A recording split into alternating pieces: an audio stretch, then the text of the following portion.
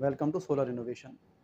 आज एक नई इन्फॉर्मेटिव वीडियो के साथ उम्मीद करता हूँ ये वीडियो आपको लोगों के लिए यूज़फुल होगी। आज जो वीडियो हम शुरू करने लगे हैं ये एक पूरी सीरीज़ है कि हमने सबसे पहले एक इन्वर्टर बनाया था जो कि हाई पीवी इनपुट इन्वर्टर था, जिसमें हम पीवी वोल्टेज मतलब जिसको हम लोकल इन्वर्टर भी कह रहे हैं, जो बगैर बैटरी और बगैर वापडा के काम कर रहा था।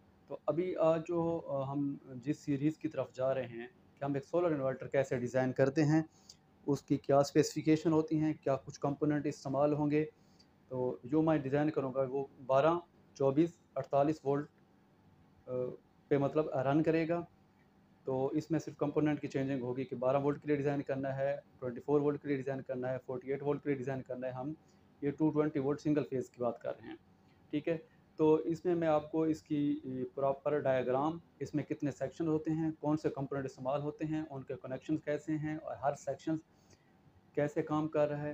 तो क्योंकि ये एक वीडियो में कवर करना तो मुश्किल है, तो मैं स्टेप बाय स्टेप इनको लेके चलूँगा। तो न्यू व्यूवर्स के लिए मैं साथ साथ बेसिक से शुरू करूँगा ताकि उनको कुछ साथ साथ समझ भी आती जाए, क्योंकि पहले एक लोकल इन्वर्टर पे कंप्लीट एक सीरीज़ बन चुकी है। तो आज जो हम शुरू करने वाले हैं वो सोलर इन्वर्टर के, वो 12 वोल्ट का है, 24 वोल्ट का है या 48 वोल्ट का है। तो उसको कैसे डिज़ाइन करते हैं, उसमें क्या कुछ कंपोनेंट इस्तेमाल करते हैं और उन कंपोनेंट्स की वैल्यू क्या होती है, उसके सर्किट डायग्राम क्या है और वो किस प्रिंसिपल पे काम करता है। तो सबसे पहले इन्वर्टर है क्या? इन्वर्टर एक ऐसी डिवाइस है, एक ऐसी चीज़ है जो डीसी करंट को एसी में चेंज करती है। डीसी करंट क्या है? हमारे सोलर पैनल्स और बैटरी से हासिल होने वाला जो करंट है वो डीसी करंट है। किसी भी वेव की वोल्टेजेस और करंट की वैल्यूज़ को चेंज करने के लिए भी हम इन्वर्टर का इस्तेमाल करते हैं। मतलब अब जैसे कि डीसी इनपुट है, उसके अब एक वेव है, उसमें हम करंट और वोल्टेजेस की वैल्यू चेंज करते हैं। तो ये एक इन्वर्टर का ही काम है, मतलब हम इनसे इसको कन्वर्ट कर रहे होते हैं। अब इसी वोल्टेजेस और करंट के लिहाज से अगर इन्वर्टर की टाइप्स की बात की जाए, तो ये वोल्टेज सोर्स कन्वर्टर होते हैं और करंट सोर्स कन्वर्टर होते हैं, ठीक है। ये दो किस्म के हैं। अगर वोल्टेज सोर्स कन्वर्टर हम इस्तेमाल करेंगे, जैसे कि लोकल इन्वर्टर है, हाई पीवी इनपुट कन्वर्टर है, तो उसमें जो डीसी लिंक के लिए इस्तेमाल होंगे वो कैपेसिटर इस्तेमाल होंगे। अगर करंट सोर्स कन्वर्टर होंगे तो उसमें जो डीसी लिंक के लिए इस्तेमाल होगा वो इंडक्टर इस्तेमाल किया जाएगा। कंस्ट्रक्शंस के लिहाज से इन्वर्टर की टाइप, जी हमारा टॉपिक है जिसकी तरफ हम आ रहे हैं। आपने देखा होगा कि सबसे पहले ट्रांसफार्मर बेस इन्वर्टर, पुराने इन्वर्टर जो जिनको हम यूपीएस भी कहते हैं, जिसमें बड़े एक वेट के साथ आपको ट्रांसफार्मर देखने को मिलेगा, उसको हम ट्रांसफार्मर बेस इन्वर्टर कहते हैं। वो भी एक इन्वर्टर है जो यूपीएस में हम इस्तेमाल कर रहे थे, जो कि कन्वेंशनल एक इन्वर्टर है जिसमें आपको ट्रांसफार्मर नज़र आएगा, तो वो एक ट्रांसफार्मर बेस इन्वर्टर है। ये इन्वर्टर इनकी जो आउट मतलब इस पे जो आपके ट्रांसफार्मर बेस इन्वर्टर हैं, ये वेट में ज़्यादा हैं, इसमें पावर क्लास ज़्यादा है, लेकिन अगर इस पे इंडक्टिव लोड डाला जाए तो इसको में बर्दाश्त करने की सलाहियत ज़्यादा है। ट्रांसफार्मर लेस इन्वर्टर, ये वो इन्वर्टर हैं जैसे कि लोकल इन्वर्टर की हम बात कर रहे थे, इनमें कोई ट्रांसफार्मर का इस्तेमाल नहीं किया जाता, जिसमें हाई पीवी इनपुट हम देते हैं और आईजीबीटीज़ की स्विचिंग और कैपेसिटर डीसी लिंक और इन स्विचिंग के की सेटिंग से हम उनके वोल्टेजेस को एडजस्ट करते हैं और उसी की मतलब वेव्स मॉड्यूलेशन से हम उसको 220 वोल्ट एसी में चेंज करते हैं। अब तीसरी चीज़ जो सोलर इन्वर्टर में सबसे ज़्यादा इस्तेमाल हो रही है, ये टोपोलॉजी इस्तेमाल हो रही है, जिसको हम हाई फ्रीक्वेंसी इन्वर्टर कहते हैं। तो ये हमारा टॉपिक रहेगा, हम इसको लेके चलेंगे और इसके बारे में डिटेल से बताएंगे कौन से कंपोनेंट इस्तेमाल करते हैं, 12 वोल्ट कन्वर्टर कैसे बनाते हैं, 24 वोल्ट कन्वर्टर कैसे बनाते हैं और वो किस तरह 220 वोल्ट में उसको चेंज करता है, और इसको हाई फ्रीक्वेंसी इन्वर्टर क्यों कहते हैं।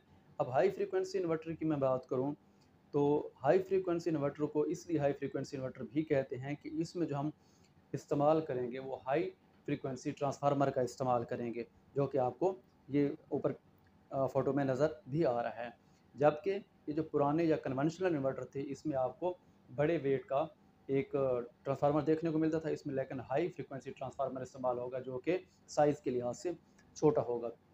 ये हाई फ्रीक्वेंसी इन्वर्टर किस तरह काम करते हैं, सोलर इनपुट और इसकी जो बैटरी से आने वाली इनपुट है जो किसको मैनेज करते हैं, इस डीसी को सबसे पहले किस प्रोसेस में से गुजारा जाता है, फिर इसको किस तरह एसी में चेंज किया जाता है, इसमें कौन से कंपोनेंट इस्तेमाल होंगे, तो वो इंशाल्लाह मैं step by step her video में थोड़ा थोड़ा करके आपको बताऊंगा ताकि आपको ईजिली समझ आता जाए।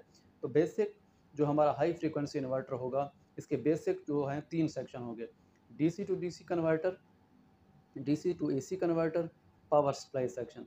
अब सोच रहे होंगे कि डीसी टू डीसी की कन्वर्जन की ज़रूरत क्यों पेश आई, इसके बारे में इंशाल्लाह डिटेल से बात होगी। अब जब डीसी टू हमने इनपुट डीसी को दोबारा डीसी में कन्वर्ट करना है, ये इंशाल्लाह वीडियो में आगे डिटेल से बताऊंगा। और फिर उस डीसी को एसी में कन्वर्ट करते हैं, और पावर सप्लाई सेक्शन जो उस के अंदर कार्ड हैं उनको ड्राइव करने के लिए जो हमें कंट्रोल सप्लाई चाहिए, उसके लिए पावर सप्लाई किस तरह काम कर रही है। तो बेसिक मैं बता दूं कि एक हमारा जो नॉर्मल यूपीएस है, अगर उसको ब्लॉक डायग्राम में देखा जाए तो वो किस तरह काम करता है। ये मेरे पास इसके 3 सेक्शन हैं। सबसे पहले एसी को डीसी में चेंज किया जाता है, ये मैं पुराने इन्वर्ट जिसको यूपीएस कहते हैं उसकी बात कर रहा हूँ। अब वो डीसी बैटरी को भी चार्ज करती है, और साथ साथ जो आगे उसमें मॉड्यूल है वो डीसी टू एसी में चेंज होती है, और उसके बाद हमें आउटपुट पे लोड के लिए अवेलेबल होती है। अगर आपकी वापडा अवेलेबल है, ग्रिड अवेलेबल है, तो आपका जो ये इन्वर्टर सेक्शन है इसमें वो ऑफ रहता है, तो आपकी जो 220 सप्लाई है वो डायरेक्ट एक रिले के थ्रू आपको आउटपुट पे मिल रही होती है, तो इसलिए इसको ऑफलाइन यूपीएस भी कहते हैं।